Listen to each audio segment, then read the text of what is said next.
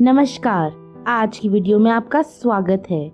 आज हम बात करेंगे फिल्म मैन ऑफ ऑनर के बारे में। ये फिल्म की शुरुआत में हम देखते हैं कि एक लड़का जिसका नाम कार्ल है अपने माँ बाप के साथ एक छोटे से कस्बे में रहता है। उसके पिता एक कॉर्न फार्मर हैं और उसके पिता को वो बहुत हार्ड वर्क करते रोज देखता है। उसे अपने पिता के लिए बुरा लगता है और वो कोशिश करता है कि वो अपने पिता की मदद करे, लेकिन उसके पिता उसे अलाउ नहीं करते और कहते हैं कि कार्ल को अपनी पढ़ाई पर ध्यान देना चाहिए और दूसरे बच्चों के साथ खेलना चाहिए। तब भी वो जब इंसिस्ट करता है तो उसके पापा उसे फिर से अलाउ करते हैं। कुछ साल बाद हम देखते हैं कि कार्ल अब बड़ा हो गया है और अब वो गार्डन में काम करता था तो उसकी मदर उससे आके मिलती हैं और उसे कहती हैं कि कार्ल के डिपार्चर का समय आ गया है और आज उसे जाना है United states naval military training selection के मोमेंट पर। अपने पिता से बिछड़ते हुए वो उनसे प्रॉमिस करता है कि वो जब वो विलेज आएगा तब वो कुछ बनकर ही आएगा, वरना वो नहीं आएगा। उसके पिता उसे कहते हैं कि उसे अपने काम पर ध्यान देना चाहिए और कुछ बनने के लिए उसे आगे बढ़ना चाहिए। वो कहते हैं कि उसे शहर के बारे में सोचना चाहिए और पीछे मुड़कर नहीं देखना चाहिए। पर हम देखते हैं कि जैसे ही वो मिलिट्री बेस पर पहुंचता है, कार्ल को सिर्फ एक कुक बना दिया जाता है। मिलिट्री वहां पर उस समय ब्लैक लोगों को ज्वाइन नहीं करने देती थी मिलिट्री को, और सोचती थी कि काले लोग सिर्फ स्लेव्स बनने और गुलामी के लायक है। फिर हम देखते हैं कि वहां पर अगले दिन कार्ल और उसके कुछ दोस्त एक वाइट स्टूडेंट को देखते हैं जो वहां पर स्विमिंग क्लास में होता है। उसका दोस्त उसे समझाता है कि स्विमिंग स्केड्यूल सफेद लोगों के लिए और काले लोगों के लिए अलग अलग है, और अब ये दोनों को समझ में आता है कि कितना भेदभाव किया जाता है उनके साथ। हालांकि वो दोनों ही इंसान हैं, लेकिन स्विमिंग करने के लिए भी उन्हें साथ में नहीं जाने दिया जाता। इसी गुस्से में तैश में आकर कार्ल वहां पर जाकर कूद जाता है और पानी में चला जाता है। और फिर हम देखते हैं कि सारे लोग वहां पर इकट्ठे हो जाते हैं और उसे पनिशमेंट मिलती है और उन्हें पनिशमेंट रूम में बंद कर दिया जाता है। तब कैप्टन ऑफ द शिप वहां पर आते हैं। वो कार्ल की स्विमिंग स्पीड देखकर बहुत इम्प्रेस होते हैं और वहां पे उसे बोलते हैं कि वो उसे रेस्क्यू स्विम टीम में डालना चाहते हैं। ये सब सुनकर कार्ल बेहद खुश हो जाता है और तुरंत ही अपनी मम्मी को एक चिट्ठी लिखता है ताकि वो अपने माँ बाप तक ये बात पहुंचा सके। अगले दिन हम देखते हैं कि एक हेलीकॉप्टर क्रैश जाता है पानी के बीच में और शिप के कैप्टन इमीडिएटली ऑर्डर देते हैं सब डाइवर्स से कि वो जाकर हेलीकॉप्टर वाले पायलट को बचाएं। कुछ समय बाद हम देखते हैं कि सभी डाइवर्स के साथ साथ डाइवर चीफ संडे वहां से आते हैं। वो रैंक 1 के मास्टर चीफ हैं और नेवी में master chief highest diving team का एक हिस्सा है। लेकिन हम देखते हैं कि पायलट को बचाने के बाद वो उसे बाहर निकाल तो लेते हैं, लेकिन जो सेकंड डाइवर है वो डिसेंड कर जाता है और दूसरे पायलट को रेस्क्यू नहीं कर पाता, जो अभी भी पानी में फंसा हुआ है। एक डाइवर दूसरे को बचाने के लिए जाता है क्योंकि अब डाइवर के कपड़ों का वजन 200 किलोग्राम से ऊपर होता है। अगर अब सेकंड डाइवर नीचे गया तो सेफ्टी रोप भी टूट सकती है। इसी वजह से डाइवर इमीडिएटली पानी में गिर जाता है। संडे चीफ डेस्परेटली जंप करते हैं पानी में उसे बचाने के लिए बिना वेट सूट पहने। अंत में वो दोनों बच जाते हैं, लेकिन उनके लंग्स इमीडिएटली काफी इंजर हो जाते हैं। उन्हें हॉस्पिटल में एडमिट किया जाता है और उन्हें डाइव करने से मना किया जाता है जब तक वो ठीक नहीं हो जाते। इस बात से वो इतने गुस्सा होते हैं, तब परेशान होते हैं कि वो जाकर ट्रायल का दावा बोल देते हैं। ट्रायल में पूरी मिलिट्री उनके खिलाफ खड़ी होती है, जहां पर कैप्टन के सामने कार्ल भी खड़ा होता है और वो डिसाइड करते हैं कि उन्हें अब कोच बनाया जाएगा डाइविंग टीम का। जब ट्रायल खत्म होता है, कार्ल कैप्टन के पास जाता है कि क्या वो डाइविंग ट्रेनिंग में पार्टिसिपेट कर सकता है। वहां पर हेडक्वार्टर्स में वो कहता है कि वो चीफ संडे के रेस्क्यू को देखकर बहुत ही खुश महसूस करता है और अब वो सबकी जान बचाना चाहता है जैसे कि चीफ संडे ने बचाई थी। और उस चीज को देखकर कैप्टन का हार्ट मेल्ट कर जाता है और वो उसे डिवीजन शिफ्ट करने के लिए अलाउ कर देते हैं। अब वो स्विमिंग डिवीजन से डाइविंग डिवीजन में अगले दिन आ जाता है और जब वो कैंप के अंदर आता है तो उसे एक लेटर दिया जाता है जहाँ पर ड्यूटी ऑफ गार्ड उसको कंफ्यूज तरीके से देखते हैं, क्योंकि अब तक कोई ब्लैक पर्सन यहाँ आया ही नहीं है जो मरीन बेस में घुसा हो। कुछ समय बाद ही चीफ संडे वहाँ से बाहर आते हैं और कहते हैं कि वो सबके कोच होंगे। आते ही नीचे हमें पता चलता है कि चीफ संडे सिर्फ काल का मजाक उड़ाना चाहते हैं। वो कहते हैं कि कोई भी ब्लैक आदमी यहाँ पर डाइवर बनने लायक नहीं है, वो सिर्फ खाना पकाने और बेइज्जती करवाने लायक ही है। काल ये बात चुपचाप सुनता है। उसके बाद चीफ संडे वहाँ से चले जाते हैं, लेकिन काल गेट पर ही खड़ा रहता है। शाम को जब वो लौटते हैं तब भी काल गेट पर ही खड़ा था।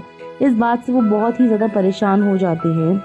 फिर हम देखते हैं कि वो उसे कहते हैं कि उसे अपने वापस गांव के पास चले जाना चाहिए। काल उसे मना करके बोलते हैं कि मैंने अपने पिता से वादा किया है कि मैं नेवी का मेंबर बनकर ही वापस आऊँगा। फिर फाइनली वो उसे अंदर आने देते हैं कैंप के। उसे अप्रोच किया जाता है एक स्टूडेंट जिसका नाम स्नो हिल है, उसके द्वारा। वो वहाँ पे इकलौता ऐसा वाइट पर्सन है जिसने उसे आकर हेलो बोला, रिगार्डलेस कि काल किस रंग का दिखता है। वो उसे बताता है कि ये जो कैंप है ये फॉर्मर मरीन मिस्टर पैपी द्वारा चलाया जाता है। स्नो हिल फिर उसे डॉर्म रूम तक लेके जाता है जहाँ पर नए वाइट बच्चे उसे एक्सेप्ट नहीं करते। काल के अराइवल के बाद चीफ संडे आते हैं और बताते हैं सब बच्चों को कि काल भी अब उनके ट्रेनिंग कैंप का हिस्सा है। ये बात सुनकर कोच के मुंह से ये शब्द सुनकर वो बच्चे वहां से खड़े होकर चले जाते हैं।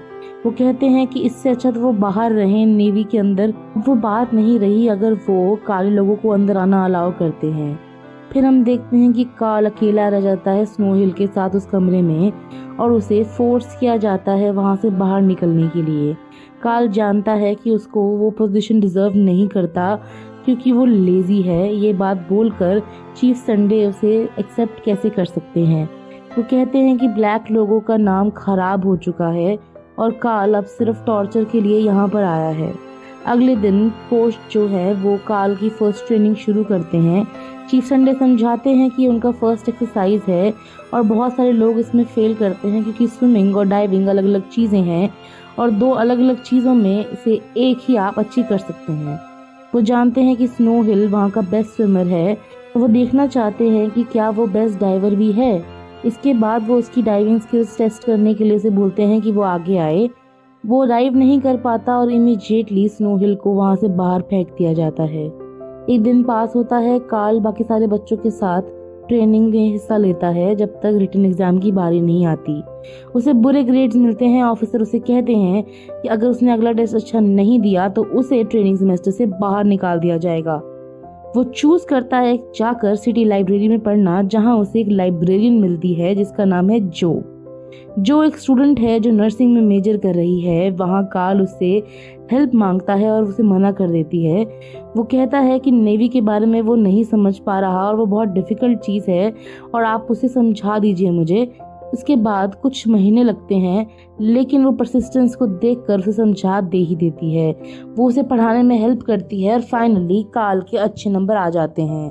हम देखते हैं कि दोपहर को संडे चीफ वापस आते हैं और डाइविंग पढ़ाने के लिए आगे निकालने के लिए दो ट्रेनीज को लेकर आते हैं, जिनमें से एक का नाम रोर्की और एक का नाम अशर होता है और वो दोनों वेल्डन होते हैं इसमें संकन शिप में। जब अशर वहाँ पे वेल्डिंग दोबारा करता है तो अचानक से शिप मूव करने लगती है। वहीं से वहाँ पे एक रिवाइन गिर जाता है और पैनिक के बीच में अशर का एयर होस्ट वहाँ पर फंस जाता है। सब लोगों को आवाज आती है रुक और अशर के रोने की। काल वॉलेंटियर करता है दोनों को बचाने के लिए और किसी के पास और कोई चॉइस नहीं होती तो संडे उसे 5 मिनट देते हैं दोनों को बचाने के लिए, इससे पहले कि वहाँ पे हवा खत्म हो जाए। जब वो उसे रेस्क्यू करने की कोशिश करता है तो रुक डरा हुआ होता है और उसे दूर भागने की कोशिश करता है, लेकिन काल बिना गुस्सा करे चुपचाप वहाँ रहता है, उसे फोकस करता है और उसके बचा लेता है। अब वो अशर को बचाता है। उसके बाद हम देखते हैं कि दोनों को बचाने के बाद हम देखते हैं कि चीफ संडे एक अवार्ड अनाउंस करते हैं जो नेवी कमांडर के लिए है, पर ये अवार्ड रुक को जाता है काल की जगह, जो कि असल में सबकी लाइफ बचाने में सक्षम था। ये सब जानते हुए समझते हुए वो फिर भी सर्विस में ही रहता है बिकॉज वो जानता है कि वो ब्लैक है और बाकी सब लोग उसे इसीलिए बुरी तरह ट्रीट कर रहे हैं, उसका पेशेंस चेक कर रहे हैं। स्टूडेंट्स को भी काल का पेशेंस देखकर उसे सिंपैथी फील होती है। धीरे धीरे वो सब काल के दोस्त बन जाते हैं। वो उसकी फैमिली को वहाँ पे विलेज में कॉल करता है। उसकी मदर उसे इन्फॉर्म करती है कि उसके पिता अब मर चुके हैं। ये खबर सुनकर वो अपनी माँ से बताता है कि वो कितना दुखी है। उसके बाद उसकी मम्मी उसे बताती हैं कि उसके पिता ने जानबूझकर उसे ये बात नहीं बताई थी ताकि वो अपने लक्ष्य पर ध्यान दे और पढ़ लिख कर कुछ बन जाए। उसके फादर की कंडीशन पहले से काफ़ी ख़राब थी। फिर हम देखते हैं कि अपना मूड ठीक करने के लिए वो जो को मिलने के लिए बुलाता है और कहता है कि तुम मुझसे मिलने आ जाओ, मेरा मन अच्छा नहीं है। जो का इंतज़ार करते वक्त वहाँ एक और औरत आती है। वो औरत असल में चीफ संडे की बीवी है। वो काल को रोता हुआ देखकर उसे पूछती है कि ये क्या हो गया है। चीफ की वाइफ उसे फिर बताती है कि उन दोनों की सेम किस्मत है, क्योंकि वो अब भी गुस्सा है क्योंकि आज उनकी शादी की सालगिरह है और चीफ संडे उससे मिलने की जगह अपने दोस्तों के साथ पार्टी करने के लिए गए हैं। फिर वो काल को बाहर जाने के लिए इनवाइट करती है, जहां उसके पति वहां पार्टी कर रहे होते हैं। जैसे ही वो बार में आते हैं, सब नेवी मेंबर्स अचानक से उठ जाते हैं और काल को देखने लगते हैं। वो इमीडिएटली काल को डांटने लगते हैं और कहते हैं कि काले लोगों को यहाँ आना अलाउड नहीं है और वो डिजर्व नहीं करते। वो गाली सुनता है, गुस्सा होता है और पहली बार अपने कोच की बातों के अगेंस्ट जाकर उसे बोलता है कि आप मुझसे जेलस हैं, इसीलिए सब चीज़ें बोलते हैं क्योंकि आप जानते हैं कि मैं आपसे बेटर हूँ। उसी समय वहाँ जो भी आ जाती है वो कंफ्यूज हो जाती है देखकर कि चीफ संडे उसे क्या कह रहे हैं। चीफ संडे दरअसल उसे एक चैलेंज देते हैं जिसमें काल को पानी के नीचे अपनी सांस रोकनी है। अगर काल जीता तो वो स्नो हिल को वापस अलाउ करेंगे कैंप में आना, और अगर चीफ जीते तो वो उसी समय वहाँ उसे ट्रेनिंग कैंप से बाहर निकलकर फेंक देगा। ये बात सुनकर काल उसकी बात को मान जाता है और इमीडिएटली सारा चैलेंज एक्सेप्ट करने के बाद सेटअप किया जाता है। काल जीत जाता है और उसके बाद हम देखते हैं कि काल कंफ्यूज्ड है क्योंकि उसे जो नहीं मिल रही। वो उसके पीछे पीछे भागता है, उसे ढूंढता है और पूछता है कि वो वहां से चली क्यों गई थी। वो तो उसे सिर्फ बाय बोलने आई थी क्योंकि वो एक जॉब एक्सेप्ट कर चुकी है जो शहर में है। अब ये बात जानकर वो बहुत उदास हो जाता है और कहता है कि तुम कल जा रही हो, मैं जानता हूँ, लेकिन तुम मुझसे शादी कर लो। वो प्रॉमिस करता है कि ग्रेजुएटिंग करने के बाद ही वो आकर उससे अगले दिन मिलेगा और उससे शादी कर लेगा। फिर हम देखते हैं कि अगले दिन मिस्टर पैपी चीफ संडे को बुलाते हैं और कहते हैं कि उसे पास नहीं करना है काल को कल के एग्ज़ाम में, क्योंकि वो नहीं चाहते कि कोई भी ब्लैक आदमी वहाँ से ग्रेजुएट करे। वो जानता है कि उसे काल नहीं पसंद, फिर भी ये बात सुनकर चीफ संडे को मिस्टर पैपी से नफरत हो जाती है क्योंकि उन्होंने अपनी पोजीशन का गलत फ़ायदा उठाया होता है। ये बात देखने के बाद अब वो अपने बॉस को मना नहीं कर सकते, लेकिन वो क्या करें। उसके बाद हम देखते हैं कि काल मच बेटर है बाकी सब लोगों से और वो बात जानता है। उसके बाद आकर उसे चीफ संडे बता देते हैं कि ये होने वाला है। इसके बाद भी काल कहता है कि वो एग्ज़ाम देगा क्योंकि वो एग्ज़ाम देना चाहता है। गुस्से में आकर वो रेडियो को तोड़ देता है चीफ। उसके बाद हम देखते हैं कि काल के पिता की आखिरी निशानी थी वो रेडियो, और इसे देखकर वो बहुत उदास हो जाता है कि इसका रेडियो टूट गया है। अगले दिन सारे पार्टिसिपेंट तैयार होते हैं और अनएक्सपेक्टेडली काल वहाँ पर जाकर अपने कोच को देखता है पूरे कॉन्फिडेंस के साथ, और फिर चीफ के पास कोई चॉइस नहीं होती, उसे एग्ज़ाम अलाउ करना ही पड़ता है। सब पार्टिसिपेंट्स अब तैयार हो चुके हैं। उन सब पार्टिसिपेंट्स को कुछ टेस्ट किट्स मिलती हैं जिनके अंदर बैग में भरा हुआ सामान होता है जो उन्हें मदद करेगा। पर जब काल की बारी आती है तो उसके बैग को मिस्टर पैपी के ऑर्डर पर काट दिया जाता है, और जैसे जैसे वो पानी के नीचे टेस्टिंग किट जाती है सारा सामान इक्विपमेंट नीचे गिर जाता है। घंटों तक वो सारे लोग पार्टिसिपेट करने के बाद एक एक करके ऊपर आने लगते हैं और सब लोग ऊपर आ जाते हैं, लेकिन सिर्फ काल नीचे रह जाता है। मिस्टर पैपी जो एग्ज़ाम को मॉनिटर करते हैं कहते हैं कि वो काल को जितनी देर वो पानी में रह सकता है तब तक रहने दीजिए। चीफ संडे इस बात के डिलेमा में है, समझ ही नहीं पा रहे कि वो अपने बॉस के ऑर्डर को माने या एक बच्चे की जान बचाएं। कुछ समय के लिए वो रुक जाते हैं और उनके दिमाग में एक बैड फीलिंग आती है। इधर तरफ हम देखते हैं कि जो काम पर है और उसको लगता है कि काल के साथ कुछ बुरा होने वाला है, इसलिए वो भागती हुई एग्ज़ाम वेन्यू तक आती है। रात हो चुकी है, काल अभी पानी के अंदर है। चीफ और बाकी एग्जामिनीज वहाँ पर खड़े होकर सिर्फ देख रहे हैं और वरीड हो रहे हैं। मिस्टर पैपी चिल्लाते रहे हैं कि प्लीज़ आप जाकर काल को नहीं बचाएंगे, कोई भी काल की मदद नहीं करेगा। इन सब परेशानी के बीच में उनके बॉस फाइनली ऑर्डर देते हैं और इमीडिएटली पार्टिसिपेंट्स काल को बाहर निकाल लेते हैं। और फिर हम देखते हैं कि काल को पानी के बाहर जब हम निकालते हैं तो वो पास कर जाता है। और सब उसे कहते हैं कि अब अगले दिन ग्रेजुएशन सेरेमनी होने वाली है। स्नो हिल वहाँ पर कैंप में आता है, उसे एक अच्छी और एक बुरी खबर देता है। अच्छी खबर ये कि नेवी ने उसे डाइविंग एग्ज़ाम देने के लिए दोबारा से अलाउ कर दिया है, और दूसरी खबर ये कि चीफ संडे को फायर कर दिया गया है मिस्टर पैपे की बात ना मानने के लिए। कार्ल वहाँ पर चुपचाप खड़ा था, फिर वहाँ अपना सामान पैक करके अपने बेड पर देखता है और वो रेडियो बिल्कुल ठीक हो चुका है क्योंकि चीफ संडे ने उसे ठीक कर दिया है। कुछ साल बीतते हैं और अब कार्ल एक सीनियर डाइवर है, नेवी में काम करता है। उसकी बीवी जो बन चुकी है और उनका एक बेटा भी है। करंटली वो दुनिया का सबसे बड़ा मिशन कैरी आउट कर रहे हैं, जिसमें यूनाइटेड स्टेट्स एक न्यूक्लियर बॉम्ब जो सी बेड में फंस गया है उसे बाहर निकालते हैं। कमांडर से कहा जाता है कि अगर ये बॉम्ब एक्सप्लोड होगा तो उसकी शक्ति से एक एंटायर रीजन बर्बाद हो जाएगा। कमांडर समझते हैं कि क्या प्रॉब्लम्स हैं, पर कार्ल को भरोसा है कि वो अकेले इस मिशन को पूरा कर सकते हैं। फिर वो प्रूव करते हैं सबको कि वो सक्सीड हो जाते हैं। इस सक्सेस को जब ब्रॉडकास्ट किया जाता है तो पूरा अमेरिका कार्ल से इंस्पायर हो जाता है, क्योंकि अब वो सिर्फ एक ब्लैक मैन नहीं है बल्कि वो हीरो कमांडर है जिसने बाकी सारे मेंबर्स को बचा लिया। फिर बाकी सारे मेंबर्स को बॉम्ब बाहर निकालकर रेस करने के लिए कहा जाता है और गलती से वो बॉम्ब लिफ्ट करते वक्त टेढ़ा हो जाता है।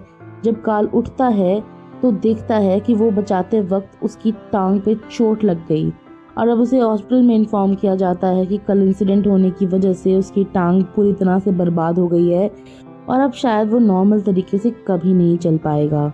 ये बात सुनने के बाद वो हैरान हो जाता है और वो अपने आप को शर्मनाक महसूस करता है क्योंकि उसने अपने पिता को प्राउड फील नहीं करवाया।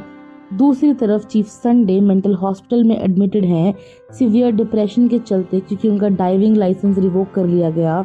अगले दिन वो अकेले बैठे हैं और एक नर्स उन्हें आकर न्यूज़पेपर देती है जिसमें वो खबर देखते हैं कार्ल के एक्सीडेंट के बारे में, और उन्हें लगता है कि कार्ल के पुराने टीचर होने के नाते उन्हें जाकर कार्ल को हॉस्पिटल में देखना चाहिए। नए नेवल कैप्टन और उनके असिस्टेंट आकर कार्ल से मिलते हैं। नए कैप्टन का नाम हैंक्स है और वो कार्ल से कहते हैं कि अब वो स्विम नहीं कर सकता। कार्ल उनसे भीख मांगता है, कहता है कि वो काम पर वापस आना चाहता है और वो रिकवर हो जाएगा, लेकिन उसकी करंट कंडीशन को देखकर कैप्टन हैंक्स उसे मना करते हैं और कहते हैं कि शायद वो अब कभी भी डाइविंग नहीं कर सकता। ये बात सुनकर कैप्टन हैंक्स के शब्द उसे बहुत जोर से लगते हैं और उसके बाद वो उन्हें कहानी दिखाता है न्यूज़पेपर में, जहाँ पर एक प्राउड एयरफोर्स पायलट है जो अपनी एक टांग के साथ ही प्लेन को उड़ा पा रहे हैं। कैप्टन हैंक्स से वो कहता है कि उसे कुछ हफ्तों का समय दिया जाए क्योंकि वो भी ये सब करने के लायक है। पायलट की ड्यूटीज को वो निभाना चाहता है और वो नेवी का प्राइड बनना चाहता है। वो कहता है डॉक्टर से कि उसकी टांग को काट दिया जाए ताकि उसके मिशन पे कोई असर ना बढ़े, लेकिन ये सारी बातें जो सुन लेती है और उससे आकर डांटती है, कहती है कि उसका जो ओवरबेरिंग डिज़ायर है अपने आप के करियर को ठीक करने का, वो उसके नॉर्मल लाइफ के बीच में आ रहा है और अब उसे चूज़ करना है कि वो नॉर्मल लाइफ जीना चाहता है अपनी प्यारी फैमिली के साथ या अपने सपनों के पीछे पागल होना चाहता है। वो अभी भी अपने सपनों को चुनता है और ये बात जो को समझाने की कोशिश करता है। आखिरकार जो मान जाती है। रिकवर करने के बाद वो सर्जरी से हैबिट लगाता है पास होने की, चलने की एक टांग पर। ये सब प्रैक्टिस करते वक्त चीफ आते हैं और कहते हैं कि उन्होंने कल का अखबार पढ़ा था और वो देखते हैं कि शायद अब उन दोनों को एक दूसरे की ज़रूरत है क्योंकि उन दोनों का नाम ही मिट्टी में मिल गया है। वो अब दोबारा डाइविंग नहीं करेंगे, लेकिन उसके पुराने टीचर के तौर पर वो जानते हैं कि कार्ल कैसा इंसान है। चीफ कार्ल को जानते हैं क्योंकि वो कभी भी गिव अप नहीं करता है और वो उसे कहते हैं कि वो अब नेवी ऑफिशियल्स को उसकी तरफ से मनाने की कोशिश करेंगे और उसकी हेल्प करेंगे उसको रिकवर करने में। फिर हम देखते हैं कि कॉन्फ्रेंस होती है।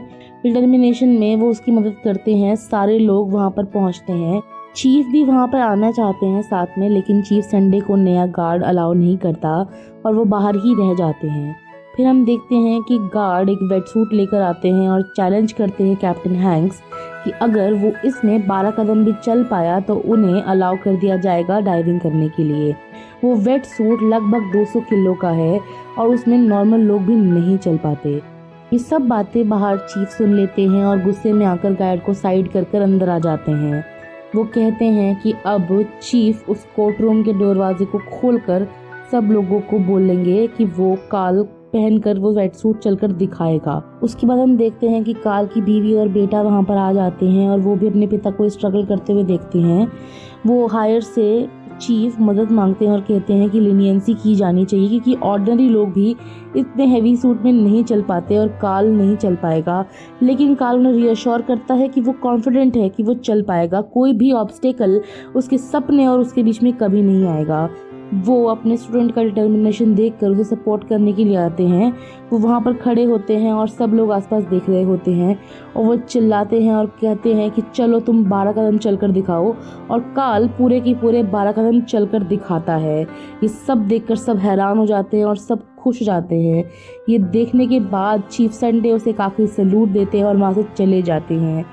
एक ब्लैक आदमी जिसने अपने होशो हवास में, अपने डिटर्मिनेशन से, अपने हार्ड वर्क से पूरी दुनिया की हिस्ट्री बदल दी, कुछ ही सालों में और भी ज़्यादा आगे बढ़ जाते हैं और अब वो नेवी के हेड बन जाते हैं। ये सब कहानी एक असली आदमी से इंस्पायर्ड है। अगर आपको ये फिल्म अच्छी लगी तो इसे ज़रूर लाइक कीजिएगा, कमेंट में हमें बताइएगा कि आपका फेवरेट पार्ट कौन सा था। चैनल को सब्सक्राइब कीजिएगा और इस वीडियो को ज़्यादा से ज़्यादा लोगों के साथ शेयर कीजिएगा। ये फिल्म वाकई ही मैन ऑफ ऑनर के बारे में है। आज के लिए इतना ही, धन्यवाद।